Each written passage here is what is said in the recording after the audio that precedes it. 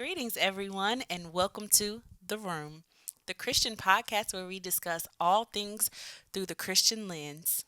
I am Tasia Royale, I'm Sheena B. I'm Risha Love. and today we are going to be talking about identifying and healing traumas.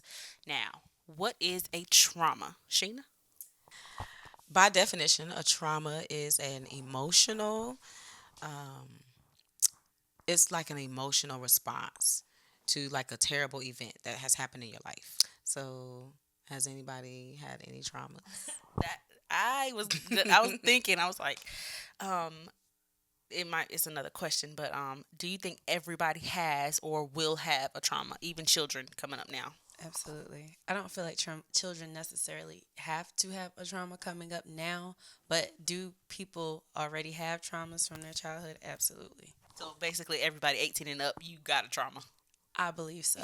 Whether your mother left or your dad left or your grandparents died or you failed a grade or you got bullied or you missed the bus multiple times, whatever it is that actually can be triggered now in your adult life that you've never dealt with is something that's a trauma. And it's also a trigger. I'm not so sure everybody has trauma because I think that you can have circumstances to happen in your life and it not cause a trauma necessarily. I don't think you can escape life. I don't think I think everybody has something that happens to them. I don't know though if everything causes a trauma. So trauma is like a deep, deep thing. Yeah, it's like saying like it's an emotional thing. Like you carry it. But there's different types of traumas. So Right. would you? Because they're like acute trauma. So that's probably like the little eatsy tiny traumas. Like some abandonment issues can be deeper than others. Some might cause trauma, and some might have an acute trauma. I definitely believe I have an acute trauma with being left.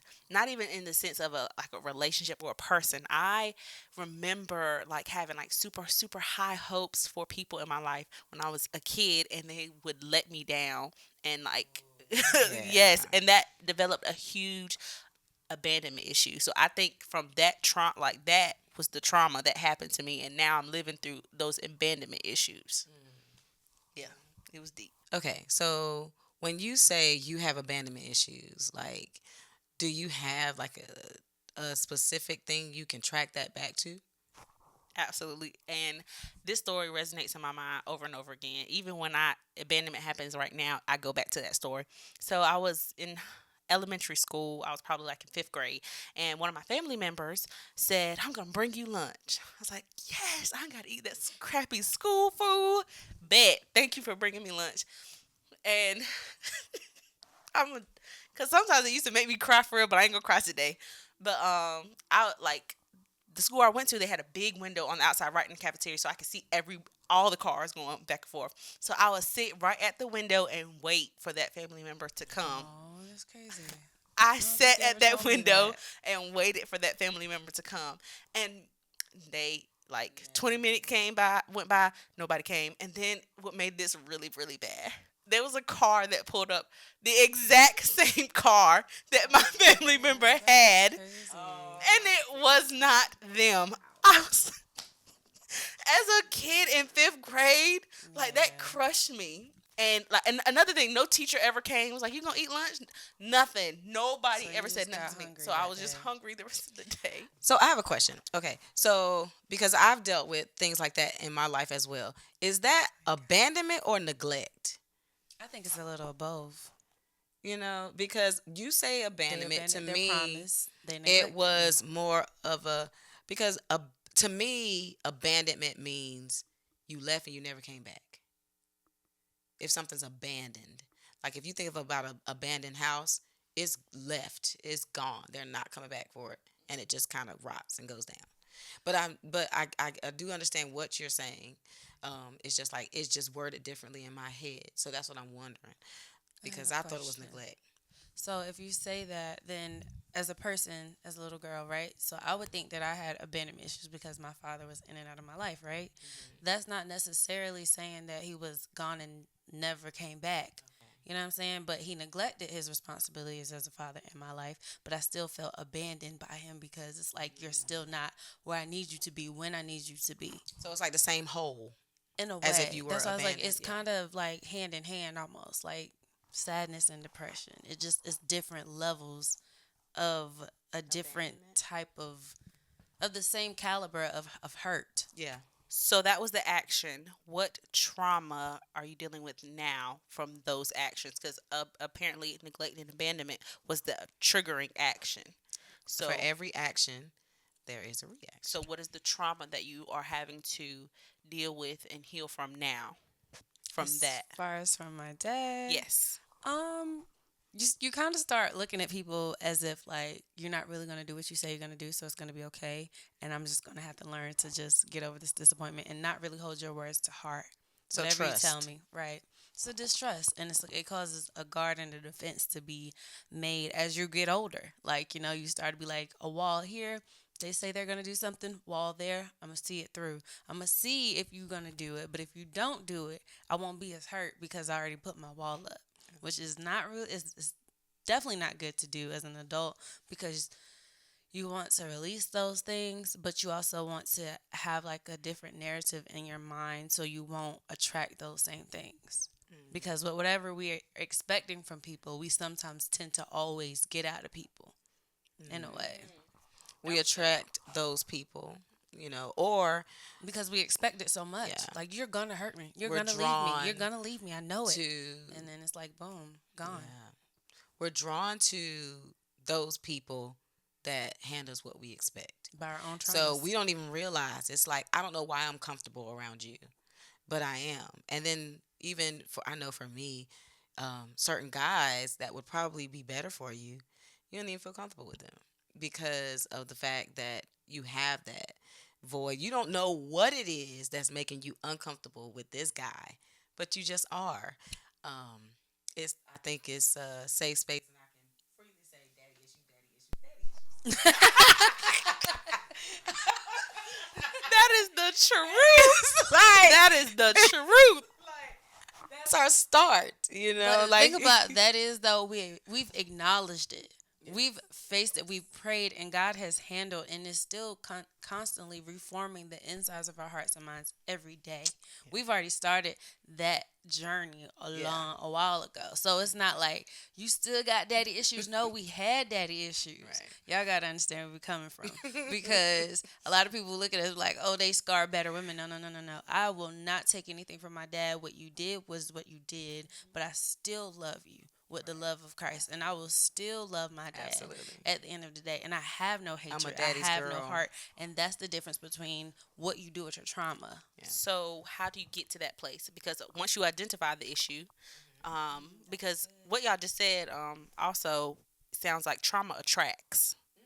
Absolutely. Trauma attracts. So you dealing with something, you are attracting that thing if you haven't dealt with it. So how do you get to the place after you identify it? How you gonna deal with it now? I feel like sometimes you gotta sit in it. Some like the first part is you gotta sit in it. You gotta Identify with that. like. Well, for me, I like facing it. It's like sitting in it, but you have to face it. Like it's along with you acknowledging it, but you like okay, so you're looking at it, it's looking at you. You're looking at your trauma looking at you. All right, well, what I'm gonna do with you? God, I don't know what to do with this. This is too big. This is too big for me, and it hurts. So it's like, okay, you consult with your Father, your heavenly Father, and you like, God, I can't do this because this hurts. And even if you feel like and then His strength is made perfect in our weakness, and literally He literally will fight and come and step in and show us what to do. He'll lead us to the people that will actually help us in those areas that may be uncomfortable, but He'll send whatever He needs to send, a circumstance, a person, or whatever, to help you get to face that trauma. Like, you know what, we're gonna get past it together. But He'll send your help. He is your help. But I think the first part is definitely sitting in it and praying about it. Like, God, present it to God, basically. In a whole nutshell, present your trauma to God after you've acknowledged it. What are some of the, I know that for lack of a better term, what are some of the symptoms of trauma? Anger. That was a good one.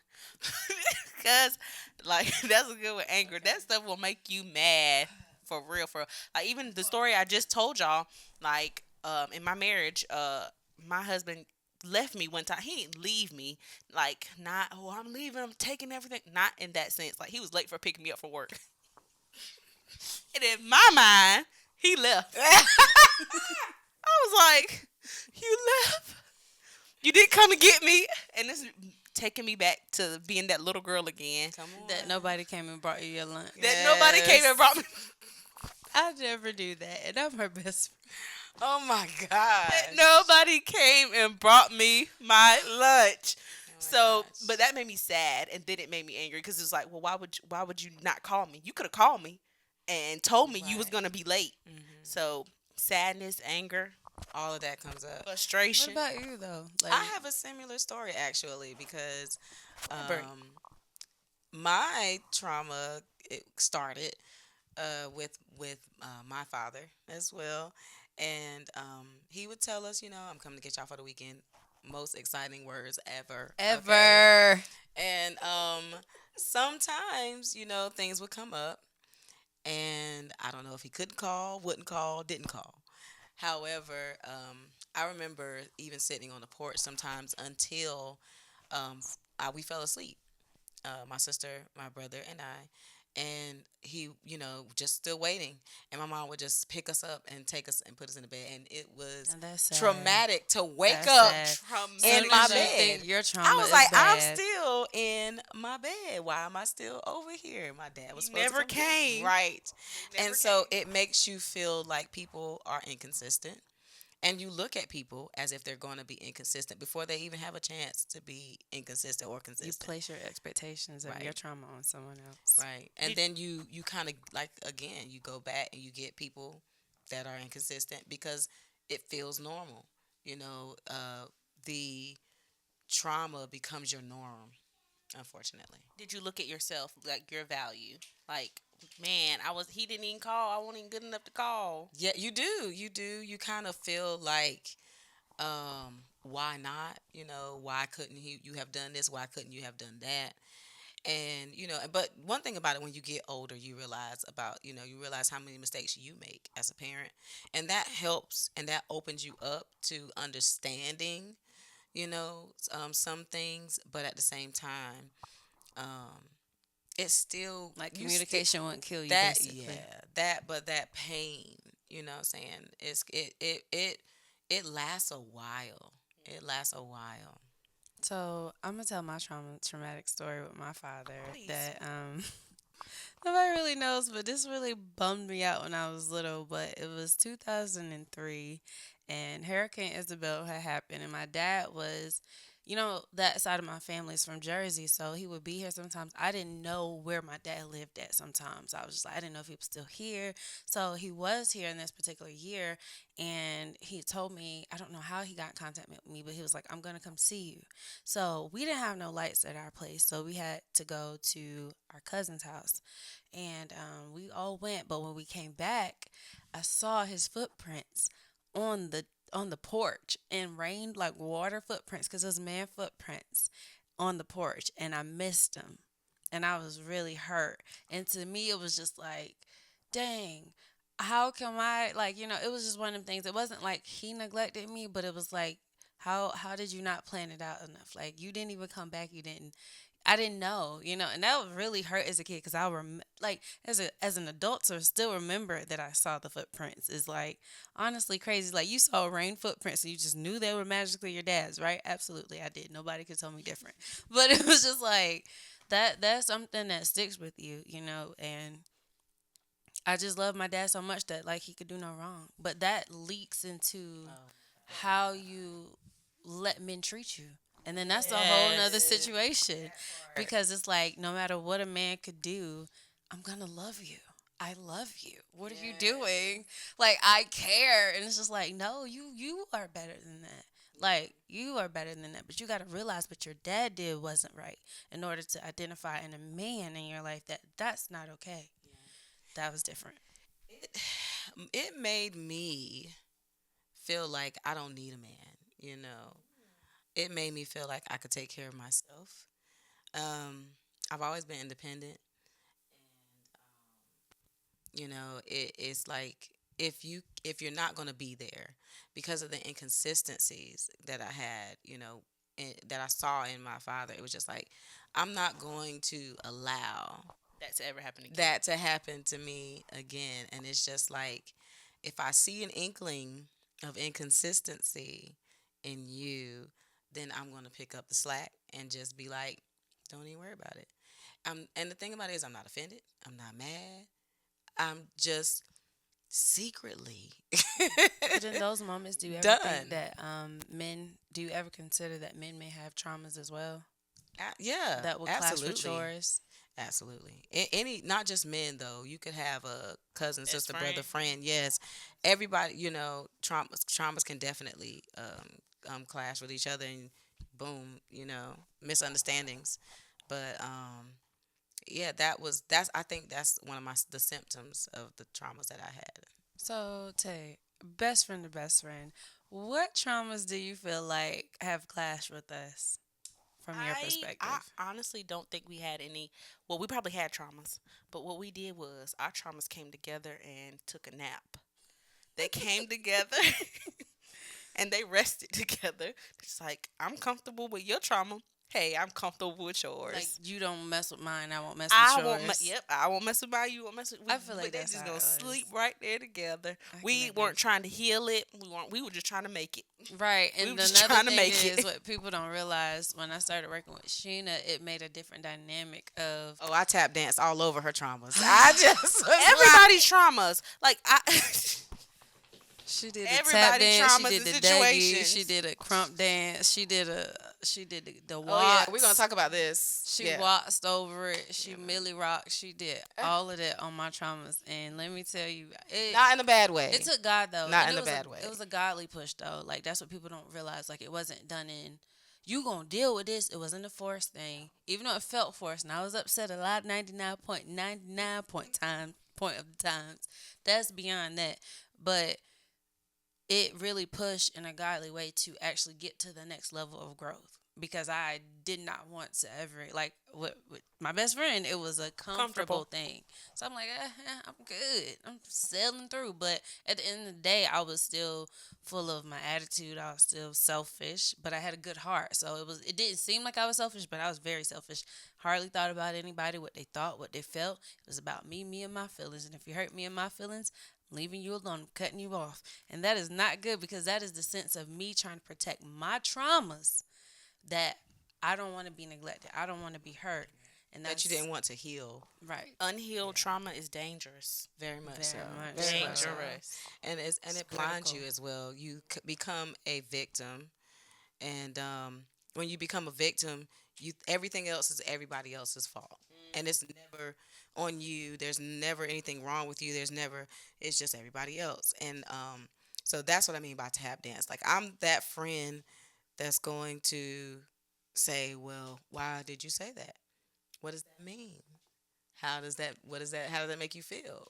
Like, did you mean it this way? Because that's how I'm taking it, and so, And I was that friend that I was going to tell you that that's what I meant, whether it was or not. But I'm going to really give you the best I can of what I'm trying to convey in my words and actions. And I'ma just listen yeah, to and either one of them. I'ma just yes. absolutely, I understand. absolutely. But I took it upon, my mother is a great leader, and she is one of those people who believes in healing and healing your trauma. And so a lot of the things that I would discuss um, with y'all as my sisters was basically the principles that she taught me. So it was always, she would always ask me, what did you mean when you said that? And how does that, like if you say, forget it then, like, do you really mean you want to forget it? Or do you mean, you know, like I don't ever want to talk about this again. I And don't I'm want sure that's hard to you deal know, with a like sarcastic person that speaks sarcasm as their second language. That is very challenging. That's a to say what you discussion mean instead of hiding every behind day. a Right. Sarcasm. And yeah, a lot of people hide sarcastic behind statement. sarcasm, expecting the other person to actually know when really if you genuinely don't know the intention of the person's heart, you have to ask. Yeah, absolutely. And so, it's just like, I don't know. Give me an example You remember of that that one time? sarcasm. Well, you remember that one time we was in the car and I said something. I was like, "So you see how now you see how it feels," or something. Ooh, That was one. I think that was one of the roughest. sassy. I think that was one of the roughest sarcasm clapbacks that I've given her. But that was one of the more remorseful ones because I really genuinely meant to hurt her, Right. And what happened was I did or said something, and she happened to do it. right, Or I and did it didn't back know to her. that it was a trauma for her. And so she waited for the opportune moment Throw to it back. do it right, but out of spite. And so this is one of those examples of I'm that friend that's gonna, like, I want us to have a better relationship. So I'm like, she was like, now she did it, and then she was like, now how did that feel? No, I said, something. now you see how that feels or something. Now you see how it feels. That's what I said. You have to be a strong friend because I'm passive and I would just probably went to the bathroom and cried. No, we were stuck in the car together. I would have. We was definitely stuck in the car together. Right. So, but I told her, you know what I'm saying? Like, I'm not going to cover it. I'm going to say, do you know that stings? Because when I did that to you, I didn't do it on purpose. I didn't do it out of, trying to hurt you. I did it not knowing. But when you did it, it came from a different thing because you meant harm. And I think that was the very first time anybody had ever brought it out to her like that. Like, and she was like, well, oh. She was abusing her sarcastic nature with that. Right. She was using That She was was- and she was actually used to, one that I did it. skimming over it. I did it on purpose though. That was the difference. Like I used Yeah, it it was a lot. abuse. Yeah. I used it a lot, but I would never intentionally do it like to hurt you. Because a lot of people are sarcastic, but with the way you threw that punch, that was like, I'm gonna hurt you. That was see abuse. how it feels now. Yeah, that was huh? abuse, Like was that was horrible. That was so malicious. Like even for me, I was like, dang, that was wrong. Like as soon as I said it, you just roll off your lips like, I think we've all been there. dang, there's that trauma trying to attack my sister. I'm sorry.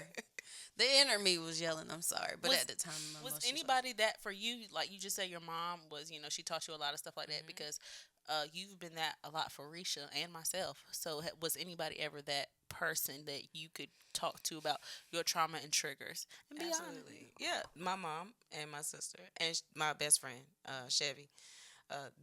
Chevy is also that friend that you cannot just, we're not skimming over that. What did that mean? Say what you mean. And the thing about friendship is she was a safe space, completely safe. There was never no judgment.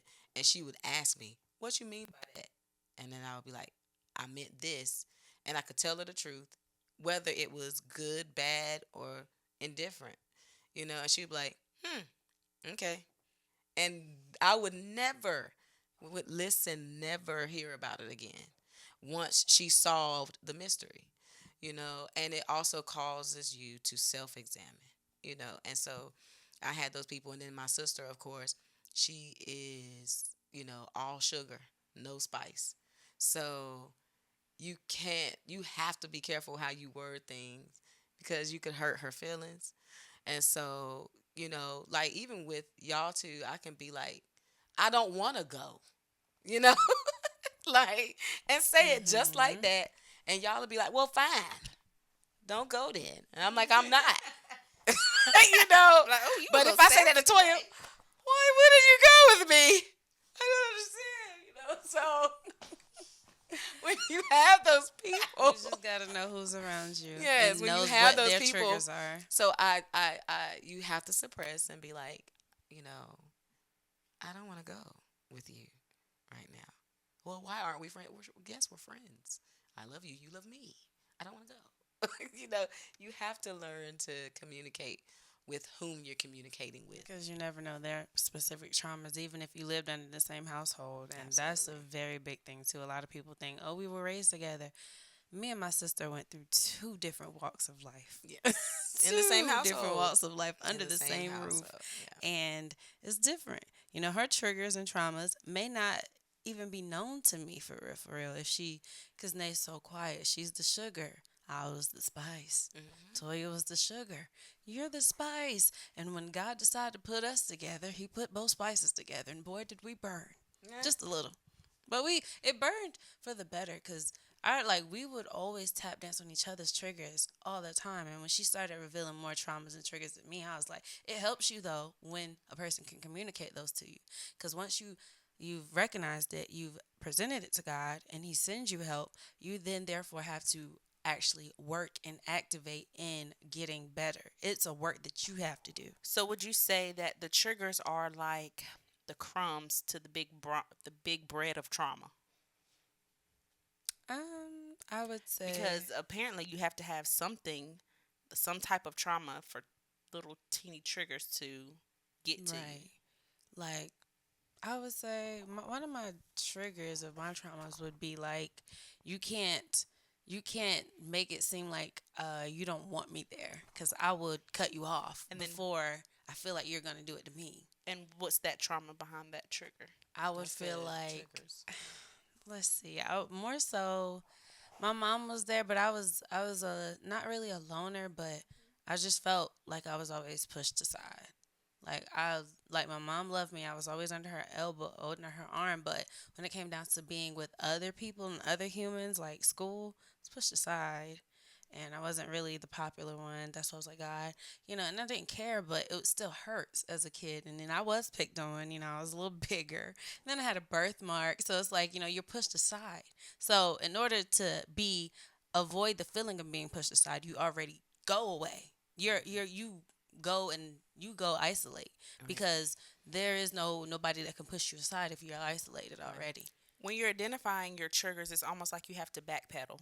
Like, Yes. okay, because like you said, when you were like that adult thing is like your triggers to the childhood trauma. So you Hmm. picking up little breadcrumb pieces of each trigger to go all the way back to sixth grade where the trauma happened. My God, sixth grade. Absolutely. So, what are some of your breadcrumbs, aka triggers?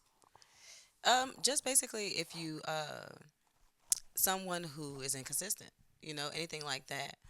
Um, of course, because of That that's where they story, your right. dad. Yeah, anything with inconsistency is going to make me uh would hit used to hit on some of the traumas that um I want to say had, You were married. because You were Absolutely. married before. Did those mhm, come up in your marriage? definitely Jesus answered the definitely they well. came up in my marriage, and but I can honestly say that being that I knew, like I was aware back then of traumas and learning to heal traumas, and so I really would push past some things so that I could get used to and create new habits for myself.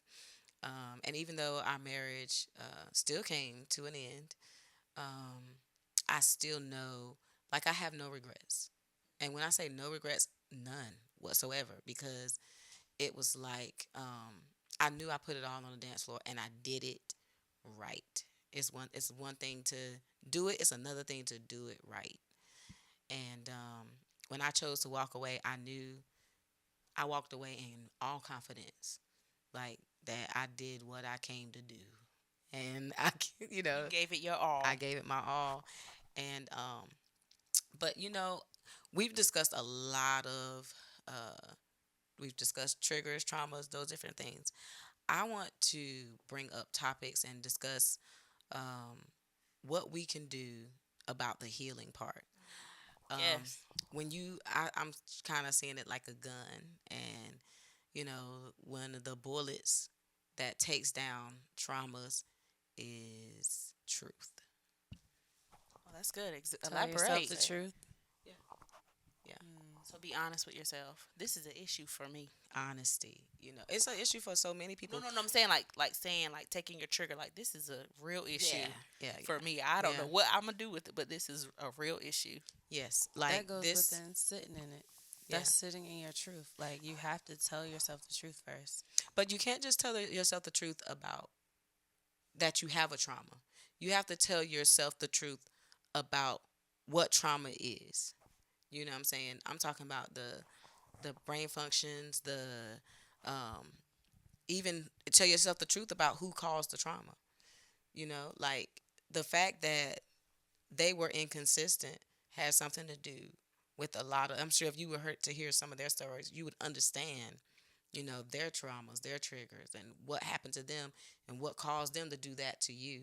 And then we begin to understand that most people are really just doing the best that they can. And you have to tell yourself the truth about um, victimization behind trauma. When you feel like the world has served you some injustice, you feel justified becoming a victim permanently. And even like what you were saying about school, you were like, I just kind of hid in the background. I was pushed aside. But the truth about the matter is if I was more assertive, then I probably could have gained, more friendships. I probably, if I was more outgoing, if I had of done this or that, and that is not um, victimizing yourself more and saying, well, dang, I should, like a guilt thing, like I should have done more. It's more of a triumphant thing. Like I control my outcomes. If I want more friends, then I'm going to show myself more friendly. Well, as a kid, you don't necessarily have those deep thoughts. But if you Right. go back as far as like what you could have done, yes. But Yes. still holding yourself to that caliber of expectation is impossible because it's like you really just you're a kid.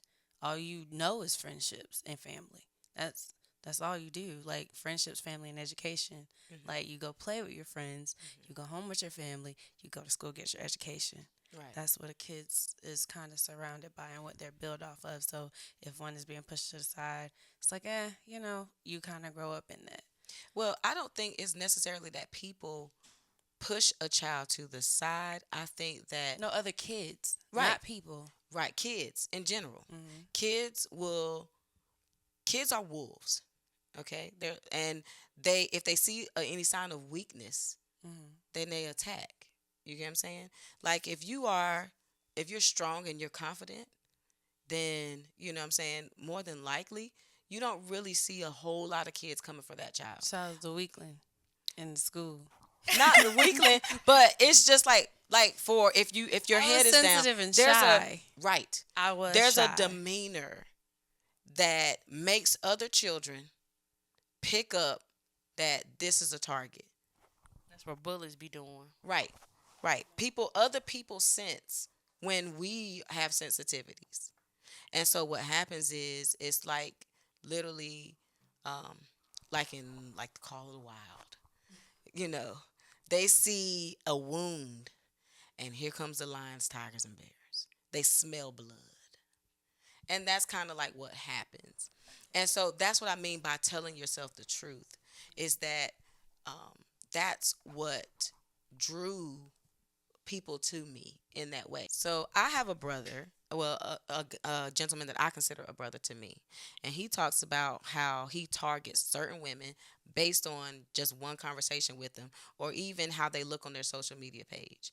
If they are showing a little too much skin, if they got their butt towards the camera, different things like that, let him know that this is a woman who wants a certain type of attention, and she probably has some issues, which is why she's acting this way or saying things a certain way, or has adopted a certain attitude. He literally tells me that he's like, I know that I never want to be married. I want to stay single, and I'm never going to be faithful. Those were his exact words to me. Does he tell them that? I don't know what he tells them. I mean, I don't respect it, but I can understand it if he is upfront to the woman. Right. I don't know that part, but he was just explaining something to me as a sister, you know? And so he was like, so when I see that, that's the woman I want. That's the woman I want because, and he was like, I'm not going to mess up a woman. And, what I'm saying, like what he said, he's like, I'm not going to mess up a woman like you. You're working hard. You got your stuff together. I don't think he could And though. Well, I don't- wouldn't give him a chance. Yeah, Right. I don't think women. Yeah, Exactly. When you have a certain standard for yourself and you decide you're going to stand on that, even if you like the guy, you will not allow him. I'm watching the way you handle your life. Absolutely. I'm not going to allow you to handle mine that way. But he was explaining to me that I target that woman. I want you because you won't be able to say I messed you up. You were messed up before I met you. That is so messed up. It's Though. messed up. That's It's pretty so janky messed up. as a It's human. messed up, but it's the same concept of when we were kids, and those kids, picked on or anybody, because I was picked on too in school. Me too. But I know that, okay, like even right now as we're recording, sometimes we've had these recordings before. Sometimes you don't realize how much you're slumping. Sometimes you don't realize how much you're fidgeting with your hair or rubbing the mic against your pants. You don't realize how you look to other people because you're inside of here. There is no reflection, bouncing back at you all day long. So the demeanor and the way that we carry ourselves, we in our minds, you are a whole different person than what you look like to me. You get what I'm saying? A lot of the time. And so that's what I mean by telling yourself the truth. You had blood on you. You were wounded. And so kids drew to that when they saw it ain't right. But that's what happens. I had my head low. I wasn't walking in confidence. I didn't know who I was. I didn't know everything that I could do. And so because of that, I became a target, and it doesn't change. And I am sorry for all those people who still have blood on them because they're still becoming targets today. And if we don't tell ourselves the truth about what we look like to the rest of the world, and if I'm going to have wounds that I'm not going to heal, people are going to smell blood. I was about to ask. Go Yeah, ahead. because I was like, some of the most people that I don't deem attractive, not saying they're ugly or anything like that. I just don't think they're attracted to me. It be having the most confidence. I'm like, girl, you had confidence in that, but they ain't got no blood on them. They radiating confidence, like they're living their truth, basically. So what do you mean? You mean when you say people, you mean like other? You're looking at women or Yes, men like that. yeah, who radiate confidence off of themselves because they're living their truth. They ain't got blood on them. So why do you not find that attractive? No, I'm saying like their facial features or something Oh, okay, might okay. not be attractive to They're not physically. not physically attractive to me. Okay. It's almost like, why you got all that confidence, girl? You just but it's Because just they like know something about themselves. themselves. They're living Right. their truth. Right. That's the beautiful part of them. Right. Beautiful part that they're doing. I mean, think about Bruce Lee. They say he was little. He was not a very big man. But he walked around like he was 10 feet tall because he knew something you didn't know. And that's if you come over here, you ain't going to have no kneecaps. Your kneecaps are going with me. So you can have confidence in something. You don't, even if it's not your physical beauty, which America, of course, counts that as a lot. But Because we all ugly. If we honest, we all ugly in somebody's eyes. Amen. That's It's it. all ugly in somebody's That's eyes. it, right. Man. Beauty is in the eye of the beholder. right. So And we're it all is what it beautiful in is. somebody's eyes. We're all beautiful in somebody's it's- eyes. you're right. And so you can carry confidence based on whatever you know about you. And that's why all of us should carry confidence. So, do you feel like confidence is something that is a key to healing traumas? I don't think that confidence is a key to healing trauma. I think that confidence is a result of healing trauma. You gain confidence when you lose insecurity. It's like it goes hand in And how hand. would you classify losing your insecurity? Identifying who you are. And what I mean by that is discovering what your talents are, discovering what's on the inside of you, not being afraid to explore new areas of your life. Something that you didn't even think you'd be interested in. Starting a podcast, seeing if you speak well. How do you look on camera? What are your goals? What are your dreams? What does a good life look like to you?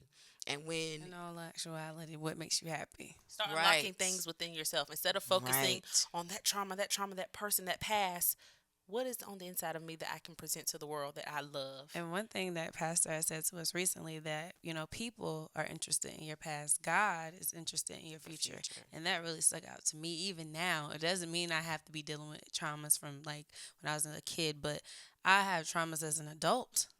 You know what I'm saying? So it's like, let's be real. We got, some ways of life have led us as an adult to have trauma. So I had those, and when Pastor said that, it really made it profound. Like, it doesn't matter what happened to me 3, 4, 5 years ago.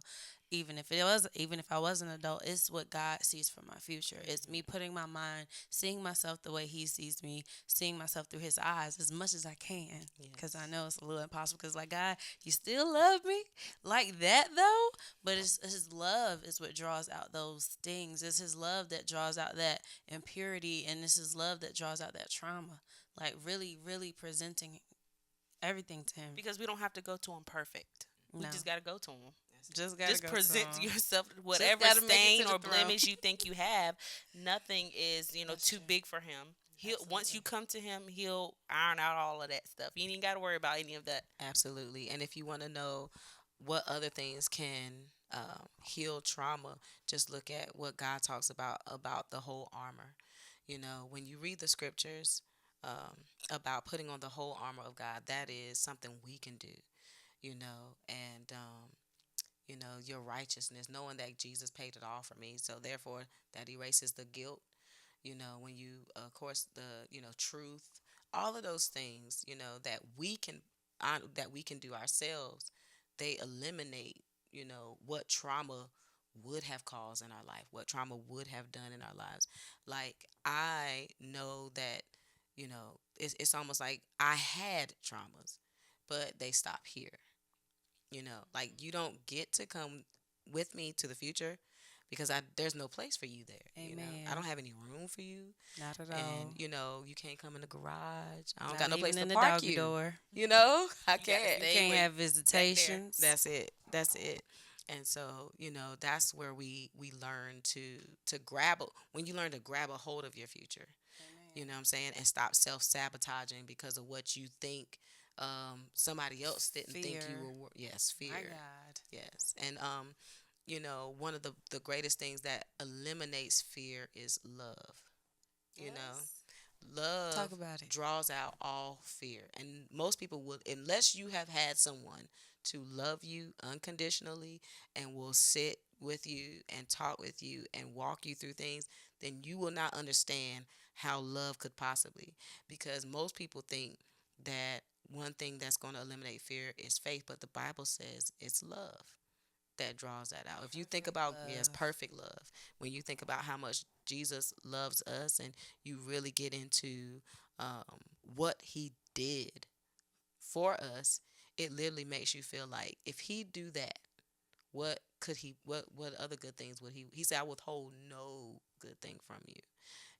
And that, and even the scripture, the Lord is my shepherd, I shall not want. That alone helps me get through things and helps me to eliminate my fears and, leave my traumas in the past. Just knowing that I'm a new Those creature in him. traumas, because they ain't ours. We don't claim them no more. And another thing, when you said, when He'll withhold no good thing that from those that love Him, He also said from them that love Him and walk upright. It is a walk that you have to do in order to even get that type of. It's almost like a respect back from God. And it's like, well, God, how can God respect you? He can respect your faithfulness to Him by walking upright. And that's when He said He'll withhold no good thing from you, because I respect your walk before me. You respect and honor me on a daily basis. So I'm going to pour out more than my abundance on you. You know what I'm saying? It's one thing because He loves everyone, and He'll give you if you ask, and if you pray and do those things the right way. But it's something about an honor and a respect that God actually can give to us with favor that doesn't always happen for everybody, not to the depths that it can actually go to when it comes down to going through trauma or getting through it. So, I definitely think we need to do another episode about unconditional love, yes, because people because don't think it's it's Needed. possible. beautiful. People don't think it's No. possible. As coming from a person who didn't even know how to do it for a long time. I mean, and I'm married, and you like, you don't know how to love? No, I did not. I'm learning day by day, moment by moment, how to learn unconditionally. But anything for closing remarks, ladies? Yeah, I'm grateful to know that I have sisters that I can that this is unconditional love right here. Absolutely. So that's a really great topic for next time. And I'm grateful that we are learning to heal from those past traumas and, discussing that openly. And altogether, I would just like to tell everyone to, with your traumas, address, like, recognize them, address them, present them to God, and let His love endow you, and let, just pour it out so He can pour into you, because that is the only perfect, true, complete way of healing. Like, traumas, because it's not a psychiatrist, it's not a human, because mind you, they have knowledge from somewhere that is higher than them. And God is all knowing and all powerful, and He is love.